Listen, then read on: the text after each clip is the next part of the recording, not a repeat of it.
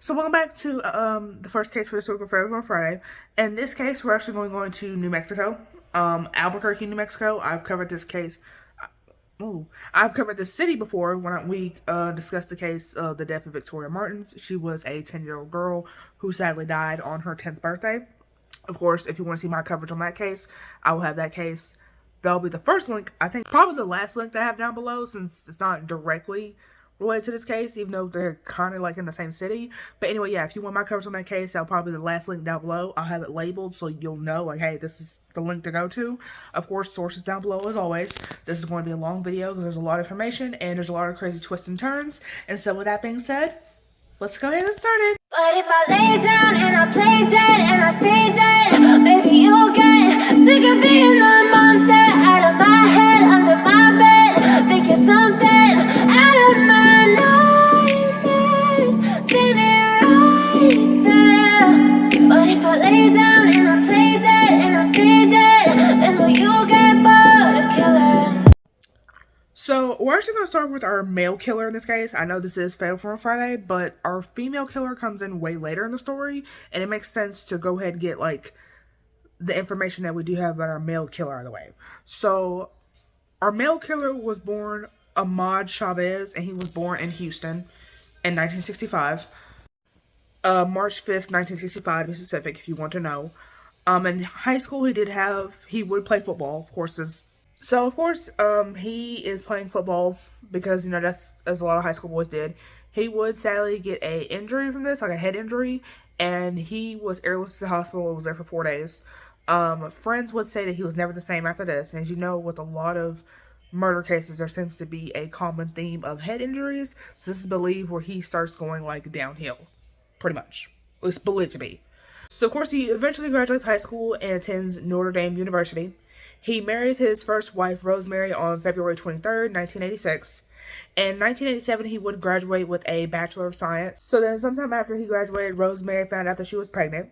And Armand, as his name legally is still at this point, he decides to just randomly tell Rosemary for no reason that if he killed anyone, he basically could get away with murder because their body would be dissolved in chemicals, basically leaving like no trace that any body was there whatsoever, which will come into importance way later. So then, of course, Armand starts drawing his own blood. For what reason? It's going to come to importance later, but it's very weird. So this is believed when he starts doing it.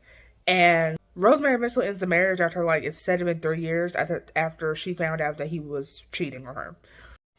And in 1986, so while he was still married to Rosemary, legally, he was hired to watch a woman's checkbooks and cook her meals because apparently she was going through some sort of depression and wasn't able to do either, so hence why he was hired. And in May of 1988, so about 2 years of being employed, heart, liver, and kidneys were damaged. It was determined that she also was poisoned with arsenic. She almost died, and she insisted that Armand did it, and that he kept insisting that she eat her vegetables, and hence that's probably how she poisoned her, considering that when she did finally eat her vegetables after constant, like, persistence to eat the damn vegetables, they tasted funny, but apparently she didn't think nothing of it, ate the vegetables. Now we have her sick and about to die. But luckily, Paula does survive. So then police basically rule it that she attempted to take her own life, and hence Armand was never charged. He got into medical school in 1990 by submitting in a fake transcript. He also created a fake sob story that Rosemary, his now I guess like ex-wife at this point, she and her son, which they didn't even have a child together, had passed. At least I didn't see any mention of a child. Maybe they did have a kid together. I don't know. Had passed. The son... Okay, so Rosemary and the kid passed away in a car wreck on the way to visit him to work. The professor didn't believe this, and so he went into research, even though it's like the 90s, and so, even with being the 90s, he somehow was able to find, like, nothing. Because, like, a mother and a child die in a car crash, you definitely would have found something on that, even today. And so somehow the professor goes through Armand's textbooks and finds letters from Rosemary that is recent, confirming that she is not, in fact, dead, but very much still alive. He somehow convinces his classmates to get to take their own blood, and then he just randomly stops attending class. So then come to find out he is actually taken out of medical school after it's determined that the transcript was fake, the letter of recommendation was fake, and he lied on a federal grant in order to get more money, because apparently you get more money if you list yourself as married versus than you would if you list yourself as single. Hence why he lied on the federal grant. So big change in the story. Armand legally changed his name to Dazian Hasselhoff on July 17, 1992.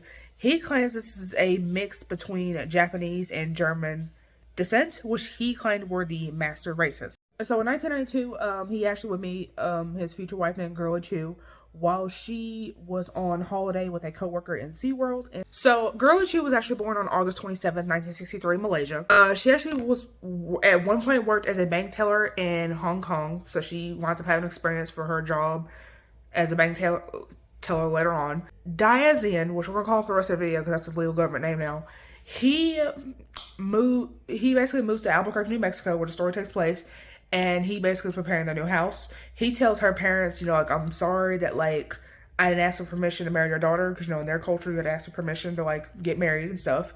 And he tells us, like, hey, I work for NASA, and I'm from Switzerland, and I make a lot of money. But he told Girly Chu that he was a doctor. You can see this man obviously has a history of lying. He would tell his neighbors that obviously Rosemary and he had a child with Rosemary and they died in a car crash. Sympathy story to feel bad for him. And then he would tell them that he was a scientist and had anti-aging serums and cancer treatments for thousands of dollars. One way he would do this is say that all he had to do was inject his blood into you, because since he was cured, it would go into your bloodstream and then somehow you'll be cured. And then another way would say it costs around $90,000, which I don't know what the $90,000 way was, but I'm assuming something was still injected in you regardless. And so then on December 28th, I'm assuming this is still 1992, Diazian buys a $7,500 ring for Girly Chu since they're about to be married. And then on January 8th, 1993, they get married. So then Girly Chu, with her experience in Hong Kong of being a bank teller, she was able to become a bank teller in Albuquerque, but apparently for some reason she was transferred to a new location, and even though this place had a bad reputation, she was a model employee, said been one of the best, pretty much.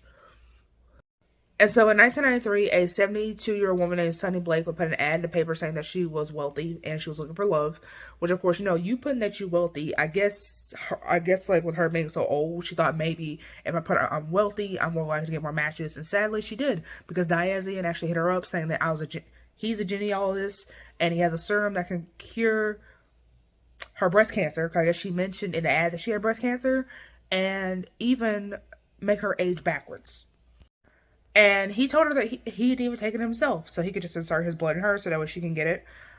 He had her somehow convinced enough to pay $25,000 a month for the next 20 months, equaling about $500,000. He even claimed to have a daughter that died in a car accident. Remember, we're going to keep doing this car accident story, because apparently this man has an obsession with car accidents.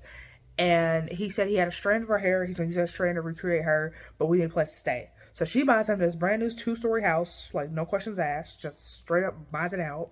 And so in 1995, so it's been going on about 2 years by this point, the woman's son, he comes in, he visits her, and after an actual doctor told her that her breast, the tumor that she had because of the breast cancer grew twice in size, and believed she only had 6 to 18 months to live. So obviously these cancer treatments are like fake, they ain't working, she's getting scammed. So the son doesn't say how old he is or even name, but he became his mother's temporary guardian and cut off contact with Diazian and even got a restraining order, and sadly Sunny Blake died on January 27th, 1996 due to complications of the breast cancer. In February 1996, Diazian would be gone from home days at a time. He would claim that he was out doing surgery on women and children in car crashes, because always the damn car crashes, and these surgeries would take 12 to 16 hours, but pretty much they would always be saved, so it would be worth it. And so in the summer of 1996, he would go get a haircut from Supercut, and by his third cut there, he was on a date with the woman that was giving him these haircuts, because he apparently told her that he was a doctor and single, but he's still legally married to Girly Chu. So, obviously, that's, yeah. And so, even though she barely knew this man, she just met him, and she was actually dating him, she believed he was an actual doctor without, actually checking to see if he was a doctor. Because I guess, of course, people just didn't lie and say, hey, I'm a doctor back then. And so, she had him do a checkup on her 14-year-old, because apparently the 14-year-old was doing sports, and you know, if you're doing sports in school, you need a physical to make sure you're even physically able to be doing this shit. And so he does a physical on her. Luckily, like, nothing happened. Like, he didn't touch her. He would just have her take her clothes off, which that in itself is like creepy because again, she's like 14. This is a grown ass man. That's not a doctor. And I'm pretty sure even in actual physicals, you don't actually take all your clothes off. But I could be wrong because I didn't do no physicals in school. And so she takes the clothes off. He looks at her for a bit, puts the clothes on. You're done. There you go. You're good. And so I think her name, the name that was given in the source was like Mary. So Mary would notice that 2 to 3 times a day, Diazine would actually inject himself in like his pelvis, ankle, other areas in the body, which, you know, is kind of concerning. And he basically would tell her that it was morphine to lessen the pain of his leukemia. Because again, we're going to start with, you know, there's a lot of cancer in the story. We're going to claim we have leukemia. That's what we're doing now. So one day she comes home and her 2 sons run to her, and apparently they're like 10 and 12 the time this happens, and they tell her, hey, this dude done took some blood out of me, and he claims that he did take the blood out of them, but it was to see if they were a bone marrow match for his leukemia. So I don't know exactly who he said this to. I don't know if he said it to Mary or Girly Chew, but apparently he said something about putting acid on her body to make her disappear, which, again, that comes into importance later, because apparently he keeps like bringing it up. So maybe that's like what happens later on. Of course, I'm not trying to spoil nothing, but you'll see what I'm getting at in a minute. So Girly Chew and Diazine have a dog. The dog sadly dies. It's believed that Diazine did it, but I guess it was never confirmed. They go get another dog, but that dog runs away. Or he lets the dog go. Either way, the dog is gone. And so in 1997, he would bring home 3-year-old Dimitri. Just randomly bring it home, not even Girly's child. And this was years after failed paternity because she felt bad that she could not have a child. She was told that she couldn't have the child. Like, she couldn't have a child biologically. So that obviously crushed her. So then he lies and said, this is a child that I adopted from Mexico from a friend. But in reality, Dimitri, as you may guess, is actually biologically his. And he basically cheated on Girly Chew with some random Japanese woman that he met in Canada. She was working as a sales clerk in Alberta, Canada at the time that she met Diazine. This was apparently in early 1995.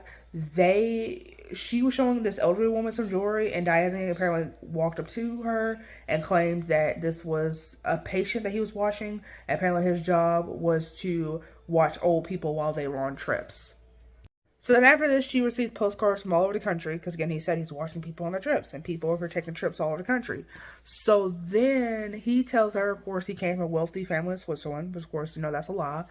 In April 1995, she lets him come over to the house and even tells her that the bathroom needed remodeling, so we're gonna go stay in a hotel, because, like, if you gotta use the bathroom, you kind of can't, because, like, remodeling. But in reality, Girly Chew lives there, and Girly Chew didn't even find out he cheated.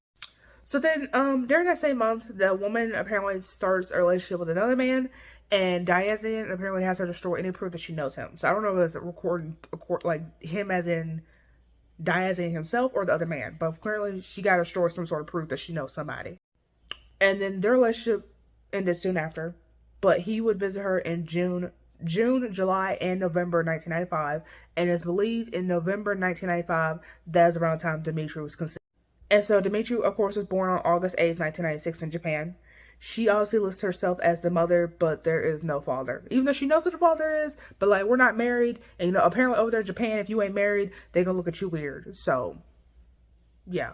And so apparently there was like a secret room in the house that Girly Chew was not allowed to go into, even though like she lived there, and I'm assuming her being the woman in the house, she paid bills there too. At least I would assume. And she said, fuck it, we going in here to see what this man's hiding. So she goes in there, she finds out this man legally changed his name, which I mean, I guess it's not that bad, because some people change their names for like different reasons.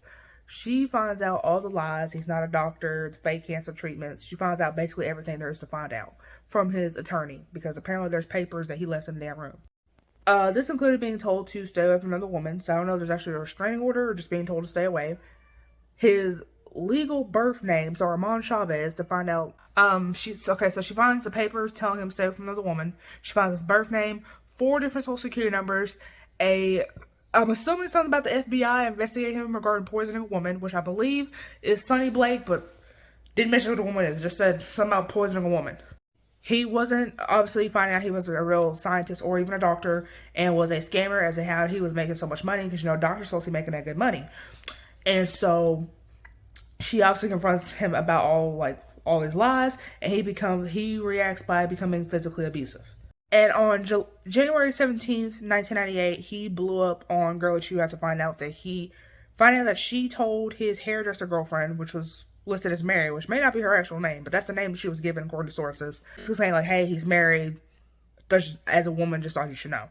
Pretty much. Even though the hairdresser was told by Girly Chew not to tell him that it was her, and she apparently even vowed not to tell him, he apparently was able to narrow it down and realize who else but my wife. Because she called in anonymously and it was a woman, so who else?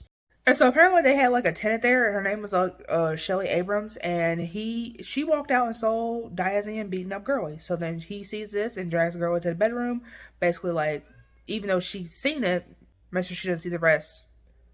We're gonna go in our bedroom. He would later claim that a bookshelf fell on Girly. Whether it's actually true or not, I don't even know. So Shelly realizes what's going on, and she runs to the neighbor. The neighbor is 75.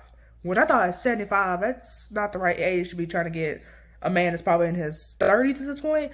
That man's older to be Diazine's father, okay? So, but Pedro was somehow strong enough to get Diazine off Girly Chew, and Girly Chew was told by Pedro, go run to my house for to be safe. And apparently she calls 911 over there. 911 is called, they also come out.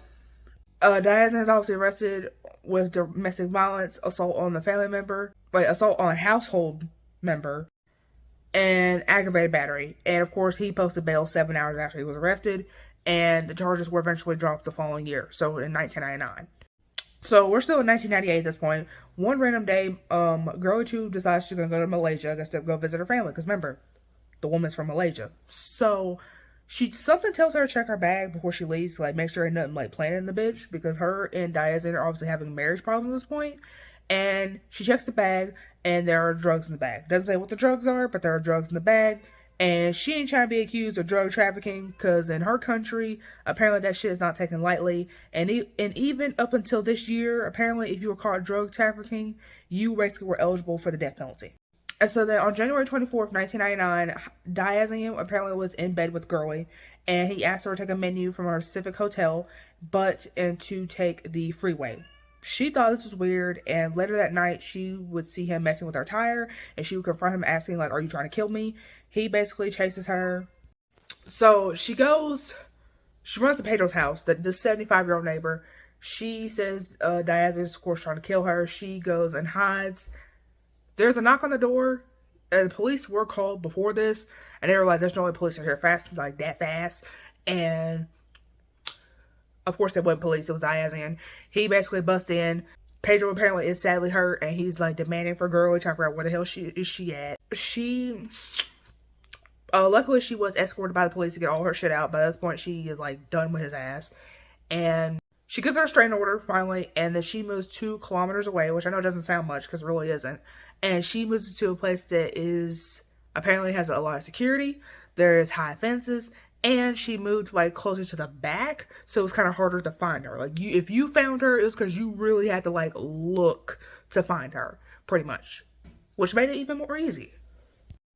So the only person that actually knew about this new apartment, apparently, well, I guess everybody knew about the new apartment, but where specifically she was at was Jesse, and that's because Jesse was an older coworker.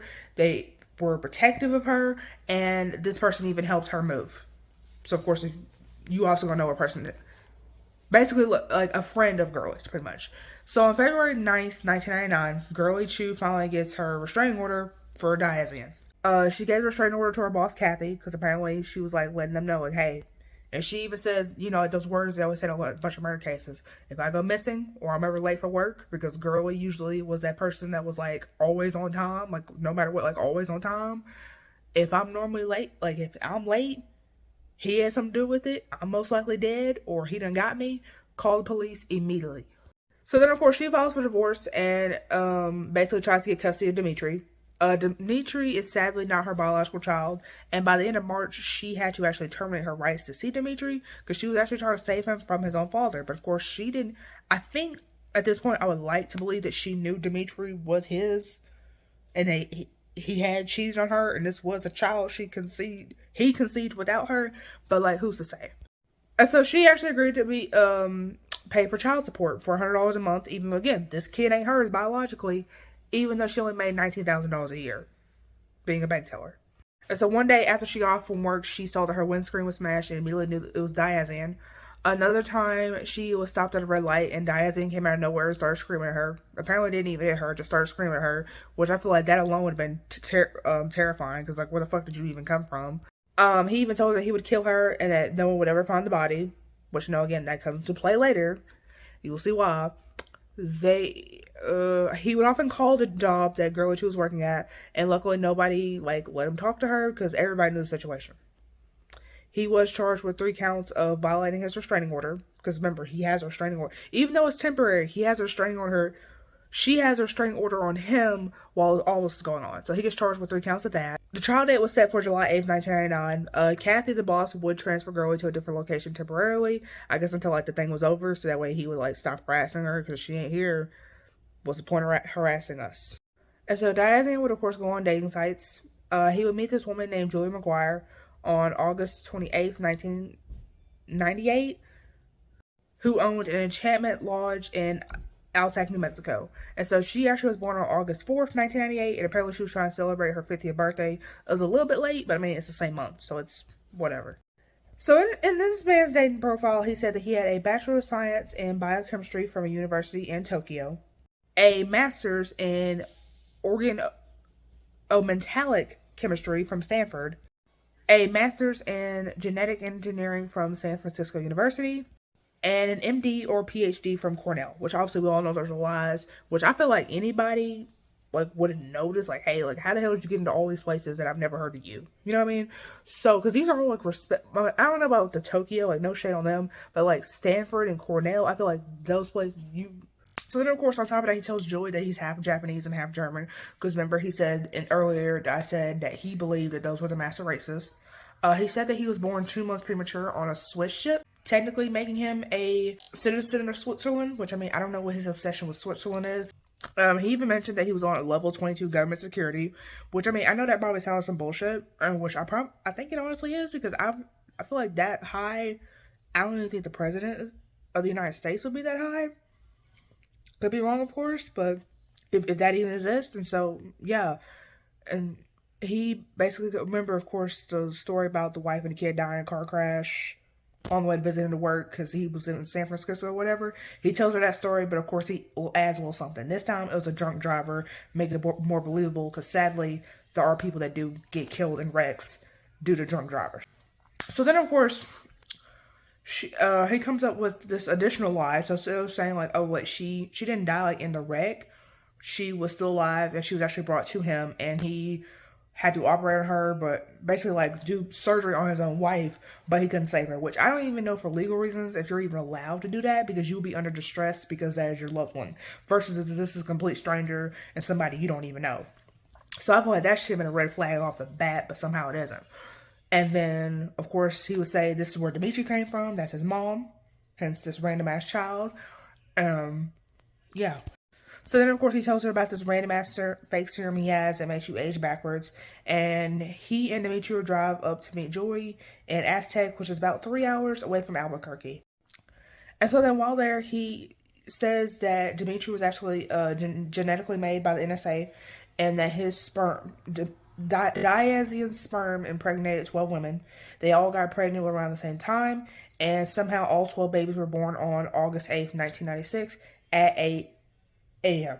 And I think the reason he's chosen August 8th is because, 8 and then 8 a.m. And apparently 8 is like a lucky number in Japanese culture. And so, hence why he's shooting all these 8s. As in, Dimitri would, of course, always ask for Girly, because Girly was kind of like a mother figure to him, since he didn't have his actual mother in his life, sadly. So then, of course, Julie's probably wondering, like, who the hell is this Girly chick? And he would say that's the name of the experiment. The name of the experiment of where the 12 women were impregnated, hence why he's always calling for Girly, because that's the name of the experiment. And so he would tell her that he was over 100 years old and part alien. He would tell Julie that a chip was put in her nose while she was asleep, hence she basically was a chosen one at this point. and that she was even to be taken to a space station in Colorado Springs at a designated time. What the designated time is, he didn't even say apparently. And so he even offered to give her a 90% discount on his fake injections, which apparently regular price is like $32,000, but 90% of that off is like 3,200, which is still a lot considering like it's fake. But he's like, look, you get a 90% discount.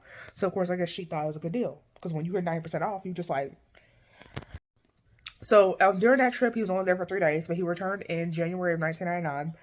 He would tell her that the NSA was after him because apparently the amount of serum he gave her was worth $1.8 million regular price. Remember, she's getting these 90% discounts. So, and so he's saying that the NSA wanted to kill Dimitri and the other 11 children. These 11 children don't exist. And because they become too powerful and basically end up wind up taking over the world because they are genetically made and not naturally brought into this world, pretty much. And so he asked her to get him and Dimitri passports so they could flee to China, which I feel like if you have a passport, I feel like even back then, this being 1999, they would be able to track wherever you went. And so he actually leaves Julie with Dimitri, and he says you can't tell anyone about Dimitri, like this whole ass child, which isn't even hers, it's his. And he comes back eventually and tells her that the NSA sentenced him to death and decided we're just going to inject you with leukemia instead of just immediately killing you. So then she returns on May 1st, 1999. She has to meet him at a nearby health clinic because apparently the NSA was watching his house, which obviously, that's a lie, but we gotta sell a story here.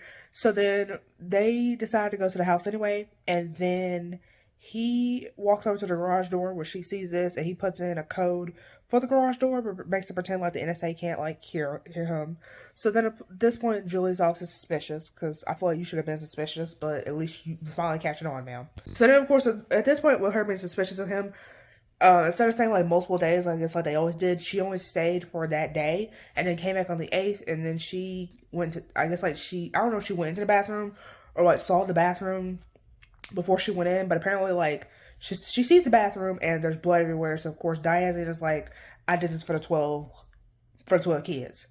So then sometime that night it said he was on the computer offering women the same discount for his serums that he offered Julie, and apparently her glasses were off, so I guess he thought that she couldn't be able to see, but I guess I don't know if she squinted or her sight actually wasn't that bad, but she still was able to see what this man was doing, and he was doing it right in front of her. So she gets a call on the 11th saying that Diazine was very sick with his leukemia. She offered to watch Dimitri for a while. He said you could actually come to the house this time because the NSA hasn't been watching the house for a while. So then she leaves that day and arrives around 1:30 a.m. and doesn't leave till 9:30 a.m. And then when it's time for Dimitri to leave Diazine, he refuses to say bye to him, hug him, anything like that. And so Julie, she woman instincts, of course, she immediately knew something was wrong. Apparently, it said that she's helping Dimitri take a bath because he's still a child at this point, and there are bruises. So then, of course, they get back to Aztec, and she sees bruises on him. So, of course, they get back to Aztec, and at this point, there are bruises on Dimitri. And I guess she asked Dimitri, and Dimitri said it was from Diazine punching him. So the boy didn't even lie, which, that's good he didn't lie, but, usually they're, hesitant to tell what happened. But this kid was like, nah, bitch, we tell him what happened. So then, something that is very saddening is that his rectum was also swollen. And Diazine, which apparently Julie already knew about somehow, but didn't see that as a red flag or a warning, because Diazine apparently told her this was from him falling. And so she even, at one point she's giving him a bath, because, again, this is a child, so obviously he's not going to be able to do it by himself. His penis is unclean, and there are little holes in between his toes. So not not normal holes, but there's little, syringe type holes, in each toe. And so she believes that Dimitri was drugged at some point so he could be left unattended so Diazine can do whatever the hell he wants. So then, of course, she confronts Diazine about this, and he claims that Dimitri himself just put a pin in between each of his toes. So basically he did this himself, not Diazine, which I feel would have been more of a mess if he had done it, because remember, this is a child. So I feel it would have been a little bit more. And this is a child I think he's less than 3 at this point. So yeah, I feel it definitely would have been messy, considering most of the 3-year-olds I've seen, okay? So she calls Aztec Department of Services, so basically like CPS, but in New Mexico. And they said, look, this child in Albuquerque, we 3 hours away, we can't do shit. You go call the Albuquerque people. So Julie actually has a friend in law enforcement, and she asked her to do a background check on Diazan to see if he is who he really says he is. Of course he isn't. She finds everything out. Good for her. And Diazan comes over soon quick and gets to meet. So 5 days a week, doesn't say what 5 days, but I like to assume Monday through Friday. He's dropping off Dimitri to Pedro at his wife's house. And he does this 5 times a week. I'm assuming with no pay up to the point where they're like, look, you gotta take care of your own kid. Because again, like Pedro is like at least 77 by this point. And I'm assuming his wife's around the same age. So like, they're like grandparents. They can't be just watching kids left and right all the time. If anything, they need to take care of too. Then of course he decides to go to another neighbor and basically do the same thing 5 times a week, all day long. So he eventually goes to an adoption agency and he has a fake birth certificate from New Mexico. Even though he was born in Japan, he has a fake birth certificate from New Mexico saying him and Girly are the biological parents. And so, of course, Girly is obviously not the biological mother. Remember that random woman from Canada? No disrespect to her was. And so there was also no records of Girly ever being pregnant, because remember, she couldn't get pregnant. And there was no records of Dimitri even being in the United States up until he was a month old. So then he says, look, the child is mine, but Girly technically isn't the biological mom. We had Dimitri through a surrogate. So then, of course, he tries to use his leukemia sob story. Doesn't work, because apparently when you are submitting a child to be adopted, you have to do health tests, I guess, to make sure. I don't know, because you ain't the one being adopted, but I guess, like, if it's genetic, your child may have it. And so, of course, leukemia, nothing show up in the system, because remember, he's lying about the leukemia. And so, luckily, Dimitri was able to get adopted. He did go to a new foster family, apparently on August 27th, 1999, and it said that Diazan even took a picture with Dimitri and the family that adopted him. So, the agent that Diazan has spoke to at the adoption agency, she calls FBI. FBI is concerned that Diazan might commit suicide. He still has guns in the house, so they somehow arrange a deal where a neighbor basically will hold him for a while until like those thoughts of suicide basically go away. So then, of course, they're asking at this point, like, where the hell is Girly? And they had already split at this point, but apparently he basically immediately said to her that she was dead with no hesitation. So it's actually kind of late in the story, but we're actually going to start meeting our female killer. Our female killer is Linda Henning. So she meets Diazan at a UFO convention in the University of Mexico in July or August of 1999. And so Linda was born on October 10th, 1953, in Hollywood, California. After graduating high school, she became a lingerie fashion model. She eventually started her own business, and apparently that business was actually very successful. So, which is why the way she turned out turned very sad, because she could have been the next like major businesswoman, considering how successful she was, from what I've heard. So, at the time she met Diazan, she was actually engaged to a man named Steve Zachary. Within 2 weeks of her meeting Diazan, Steve's out of the picture, and she's already engaged to Diazan, and apparently a man named Bill, who comes important to the story later, he apparently kicks Steve out. Him and Diazan apparently kick Steve out of the house, since Diazan or Linda are now together. So Linda, of course, also being into UFOs and aliens, she went to UFO meetings. And so she brought him to UFO meetings. Her friends that she had at these UFO meetings said that she quickly changed after that. And so Diazan would actually tell the group that he was a 10,000-year-old alien. And that the world would end by having the water supply poisoned and only people living in certain areas would survive. On top of that, he even mentioned that he was a CIA agent and killed thousands in third world countries. And did all this while having leukemia. He said that a good chunk of the world's major leaders were like reptilians in human disguise, and that they, in the year 2007, remember this happens in 1999, so in the year 2007, of all years apparently, they were going to basically kill off 2/3 of the entire world. So of course nobody believes this except Linda. They ask him to bring some sort of ID, and he says he's going to bring it, but then, like, week after week, he would have different excuses as to why he ain't bringing this ID. And so it said that Steve Zachary himself, remember this ex-fiance, actually got a private investigator to investigate this Diazan guy, because he was worried about Linda, because, like, you just left me up for a guy that you met literally 2 weeks ago and you're already engaged and you're acting so different from the person I thought you were, naturally people are going to be concerned. So he gets a private investigator, again, uncovers everything. Linda does not give a shit. At this point, Diazine apparently told Linda that Girly apparently was an alien queen and that she had to die. So on September 9th, 1999, Girly is leaving her shift and she goes back to the little apartment that she has. At 7:03 p.m., apparently she gets on the phone with her phone company wondering why she hasn't received her bill yet. So obviously this being, I'm assuming this is like she hasn't received like a paper copy of her bill yet, like saying, hey, your bill's due, just how much it is, because it's 1999, so there's no like paperless copies, right? So then she has this coworker named Ernie who apparently calls her a few minutes after this.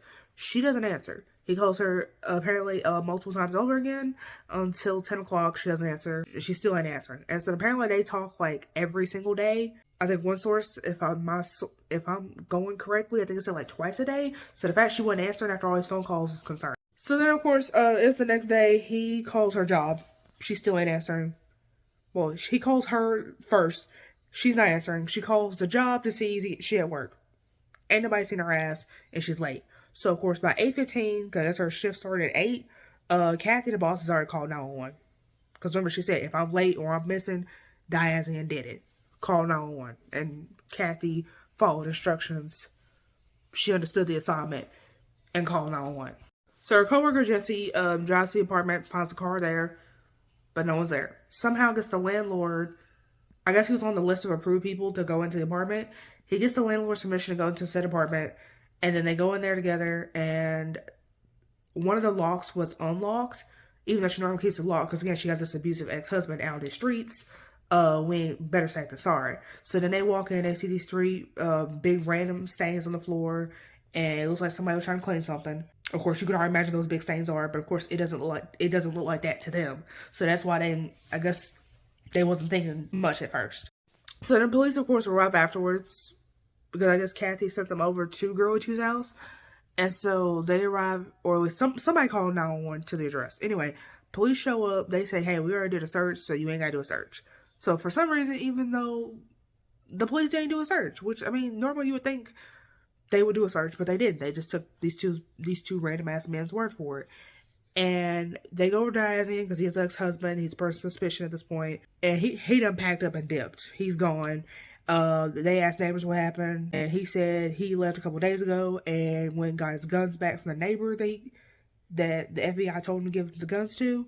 And he told them, I'm going to do El Paso to make, for my cancer treatments will be easier, because apparently he's telling everybody he's getting cancer treatments in Mexico, when in reality he was in South Carolina with another woman named Sherry Clinton, who apparently he was engaged to 3 different women at this point, while technically still legally married to a Girly 2, because he's engaged to Linda, he had Shirley, and there's this random other woman, I don't even know her name. So then, of course, while on the drive there, this man is still injecting himself with needles, because apparently that's a habit he has. He says it's a morphine to deal with his cancer. He puts these random ass pills under his tongue to apparently make the effects go in faster. He starts coughing up blood, which is obviously never good. The police obviously at this point decide, since Diazine is gone, we're gonna start searching up Girly's apartment, like actually do a deep dive search like they're supposed to. And they do a luminol test, that's blood, like the blood's been there, even with some cleanup, so it's a light up. And the whole place lit up like a Christmas tree. And the 3 big stains I mentioned earlier, those were in fact blood stains. But someone attempted to clean them up with a stain cleaner, hence why they weren't red. There was red on like each part, but it wasn't like all red like you would expect with big blood stains. So they find, and then after all this blood is found, they find cat hair. Girl never owned a cat, so like, why the hell is there cat hair here? And she's only living here, so there definitely should be cat hair here. So then in Magdalena, which is a good minute away from Albuquerque, there's a person who is cleaning the highway, because apparently, not to be like a good citizen, because apparently it's part of his job. So he's doing all this, and he finds a tarp. He thinks nothing of it, because apparently it's hunting season, and he thinks this tarp is from some hunting that occurred. He finds blood and human hair on the tarp, so then of course he is calling this shit in, because like, what is this? So then, of course, there's actually duct tape also on this tarp, if I should mention. And apparently it was in the shape of an 8. Like, almost like the tie, like a figure 8, like to tie somebody up, like with both hands. Yeah. And so there was a female top, shorts, and underwear in blood. So of course that's like suspicious already. And so yeah, he basically called the police and was like, here, because not trying to be involved in this.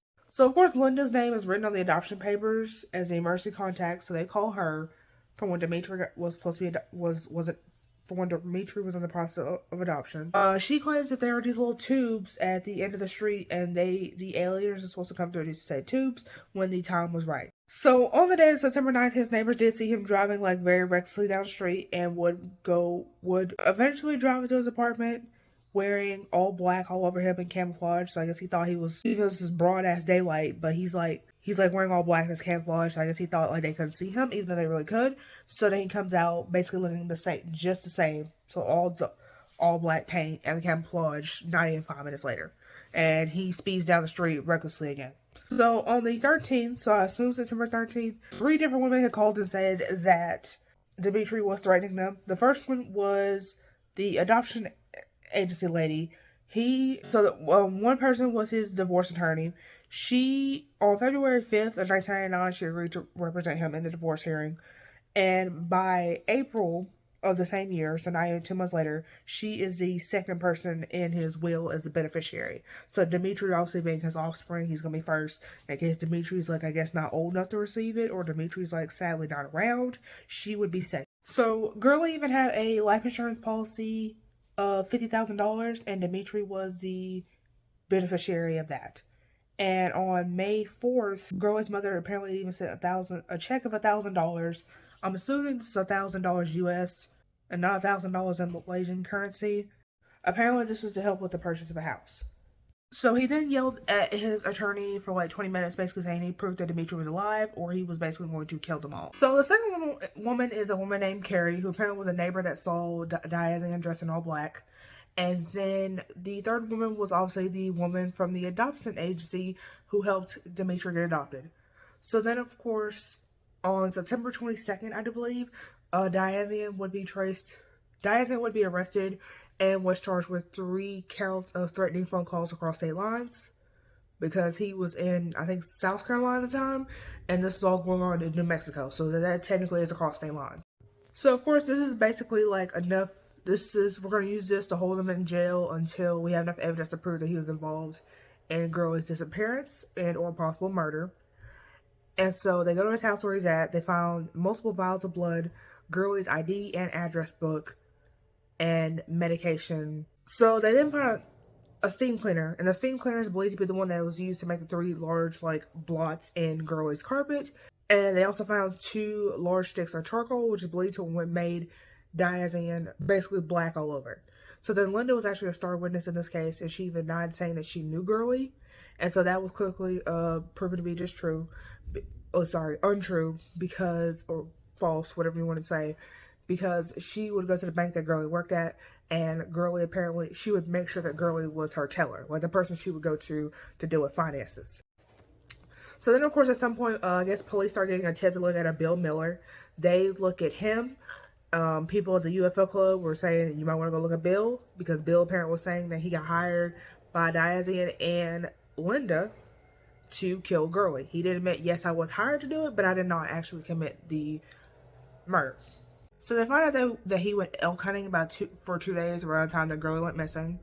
They also found out that he has a cabin out in Magdalena, which is, again, that's the area that the tarp where Girly's, like, like the blood and her clothes and stuff were found. So, that looks also going to look suspicious on him. They find out that he has a bank account in Colorado using a different name and address, which that alone should cause a red flag, because I thought you had to have your ID in order to create a new account, but this is the late 90s, I guess not. Oh, it gets not the specific bank. So they find $10,000 and 4 stacks of cash, all wrapped in foil, and $12,000 in coins. Whether it's rare coins, quarters, didn't say, just said coins. So, of course, Bill says that Diazan basically asked him twice to kill Girly. The third time, Linda and Bill were to bring Girly to Diazan, so I guess to, like, basically do the job himself, but, like, just bring her here so I can do it. So then, of course, the blood on the tarp was eventually tested. The blood on the tarp was eventually tested. It was confirmed to sadly be a match for Girly. The blood that was found in Girly's apartment was a match to Linda, as you could expect. and there was hair and saliva found on the tarp that was actually a match to diazine. So of course that ties into this as well. Other things that were found that were included, which may or may not be important depending on what you want to. I guess like it may not be important based on how you look at it, but other things that were found were 17 natural deer hairs. 7 of them. Yeah, so 17 natural deer hairs, and then you got 7 that were dyed. You had 57 cat hairs, 1 natural rabbit hair, 5 dyed rabbit hairs, 15 natural dog hairs, 2 natural feathers, and a pink feather. So you probably wonder, like, where the hell all this cat hair come from if Girly never owned a cat? And Diazine apparently didn't have a cat either. Well, Linda had 6 cats, and Bill had 2. So together, making 8. So I guess the 57 cat hairs would be possible if there's 8 cats together and all this. So, on her blouse alone, they actually find 56 cat hairs and 1 dog hair. And on the tarp, they find 101 cat hairs, 5 dog hairs, 2 dyed rabbit hairs, and 2 green feathers. And so on October 29th, they search Bill's apartment. So of course they find some bright colored deer hair and basically like to make some sort of fishing line because I guess he had a hobby of fishing. So then of course they find all these other hairs in his apartment and they go submit it to testing to try to see if it's a match to the hairs that were found on Girly's tarp. I'm sorry, the Girly's blouse and her other clothes along with the tarp. And so there is some glitter and some sand at the apartment that were spilled that were connected to arts and craft. That were somehow connected to Linda. And so, let's see here, the day. So then of course the steam cleaner obviously had many animal hairs as well, because you know how could it not. A warrant would be made for Linda's house. They find that a sword that she had purchased the day the girl went missing was in fact missing. They find it, but apparently there is blood on it, but it's Diazine's, not Girly's or not even hers. And then there's like some other DNA on there, but like they couldn't even identify who that was, so that took nowhere. So then of course 2 guns are found. 2 guns and a tarp were also purchased by Linda. It said the day before the murder, and they are both charged with murder on November 7th. Like, so Linda and Diazine, and then Bill was in charge of murder due to like lack of evidence. It was not at this point yet. And a cellmate of Diazine says that he planned on poisoning the world's drinking supply water, and everyone except those with a negative blood type would be killed as a result of drinking this water. So then, of course, another informant, so I'm assuming another cellmate, said that the murder of Girly happened over money and that her body was eventually dipped in acid. And so that's how she died, hence why they can't even find her body. And so cellmate Linda's would actually say that Linda would say that she ate Girly Chew and that's why they didn't find the remains, because, you know, we didn't ate them. She didn't, like, audibly say that. She, like, implied with her mouth, like, a eating motion when asked, like, what happened. Another cellmate of Linda's basically said that she wrote poems about killing Girly with Diazine and had no remorse for what even happened. When it was time for Linda's trial, Diazine was a star witness. Why they did that, I don't even know, because they're literally co-defendants, so how is that even allowed? He basically says the reason why Linda's blood is even on the scene is because, look, I planted that shit there. I was finna plant some complete stranger to, like, throw y'all off, but that shit broke on the way there, so we're gonna grab Linda's, since he already had a vial of her blood for whatever reason, and we're gonna blame her instead. And I don't care if y'all give her the death penalty, because Linda was eligible for capital murder, which you know that's death penalty. You basically just kill my next victim. That's what he said. And so then, of course, he apparently attacked a juror with so much racist remarks that they didn't even come back. Like, some sources say it lasted like a week and they didn't come back, but he just kept attacking her that singular day for whatever reason, and she just didn't come back. I don't even know what the ethnicity of the person was. It was apparently a woman. We don't even know her race. But apparently, I guess, like, she wasn't white, I guess. And so then, of course, Bill, due to, like, lack of evidence, they only charged him with time he already served plus 1 year probation. So if this man's even still alive, he's just out living life. Like, he's not on probation for the rest of his life. He's just 1 year probation. So then Diazine is still at Linda's trial, and he's saying, like, she had nothing to do with it. I'm the mastermind, but Bill did help. So it wasn't just me. So then, of course, Linda is charged with murder, kidnapping, conspiracy to commit kidnapping, perjury, criminal solicitation to commit perjury, tampering with evidence, and conspiracy to tamper with evidence. So Linda winds up getting 73 years, because pretty much always said at this point that she was involved in this case. Diazine apparently, in a messed up way, said, if you show me where girls choose bodies is, I'm sorry, if you, he'll take a plea deal, well, I guess, like, instead of not getting the death penalty or whatever, or I guess, like, a lighter sentence, so, like, lighter than what Linda got, because Linda got 73 years, according to what I read. So, if I could get something lighter than that, I'll show you where her body is, but he randomly decided to take it back. So he gets life plus 63 years. Or maybe even 63 years. Okay, the sources differ. He decides we're not going to show the body for 3 years because apparently 3 years is the statute of limitations when it comes to that sort of thing in New Mexico, even when it involves a murder, because murder has no statute of limitations. And so in 2010, Linda would have her perjury conviction overturned by the Supreme Court in New Mexico. Obviously, murder charges are still standing, so she's still in jail. Don't worry.